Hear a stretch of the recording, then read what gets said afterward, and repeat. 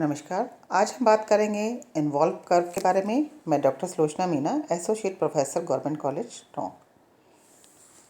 जब हम बात करते हैं कि दीर्घकालीन औसत रेखा क्या होती है, तो यह वह रेखा होती है जिसमें अल्पकालीन औसत लागत रेखाएं जो है वो स्पर्श करती हुई और एक उसकी बड़ी रेखा खींची जाए तो वो दीर्घकालीन औसत लागत रेखा के रूप में प्राप्त होती है।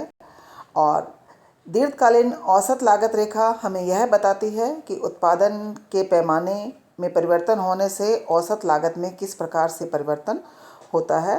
और दूसरी बात, क्योंकि दीर्घकालीन औसत रेखा सब अल्पकालीन औसत रेखाओं को ढक लेती है, इसलिए ही इसे आवरण या इन्वॉल्व कर्व भी कहा जाता है। इस नाम से भी इसको जाना जाता है। यहाँ पर हमें देखते हैं कि दीर्घकालीन औसत लागत रेखा जो है वो इस तरह की रेखा होती है कि वहाँ पर अल्पकालीन औसत लागत रेखा केवल एक ही रेखा होती है। जो अल्पकालीन औसत लागत रेखा है वह उसके जो न्यूनतम बिंदु को छूती है, बाकी जो औसत लागत रेखाएं हैं वह उसके न्यूनतम बिंदु पर स्पर्श नहीं कर पाती हैं।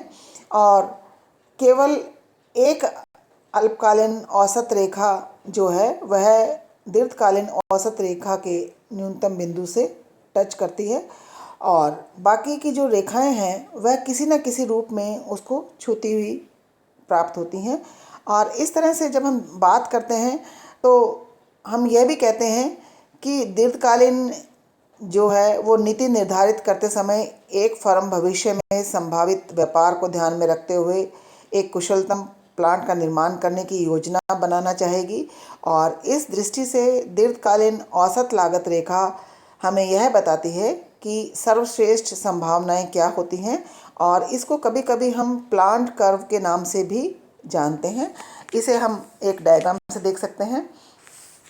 इस डायग्राम में हम देखते हैं कि हमें बहुत सारे जो है छोटी छोटी कर्व्स दिखाई दे रही हैं और एक बड़ी कर्व जो हमें दिखाई दे रही है जिसका LAC के नाम से है, long run average cost curve. इसमें हम देखते हैं कि जो कर्व्स हैं उसके एकदम छोटे छोटे साइज़ की हैं और अल्पकालीन औसत लागत रेखाओं की भांति दीर्घकालीन औसत लागत रेखाएं भी यू आकार की होती हैं।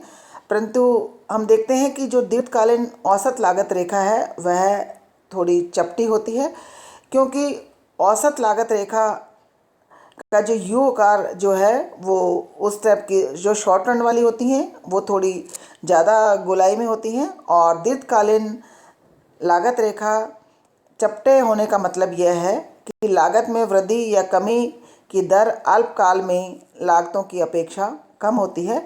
इस कारण हम देखते हैं कि दीर्घकालीन औसत लागत रेखा के अंदर बहुत सारे जो है स्मॉल एवरेज कॉस्ट कर्व उसके अंदर समाई हुई होती हैं। इसीलिए इसको लिफाफा वक्र आवरण कर्व या इन्वॉल्व कर्व के नाम से जाना जाता है। आशा की जाती है आप सबको ये समझ में आ गया होगा। धन्यवाद।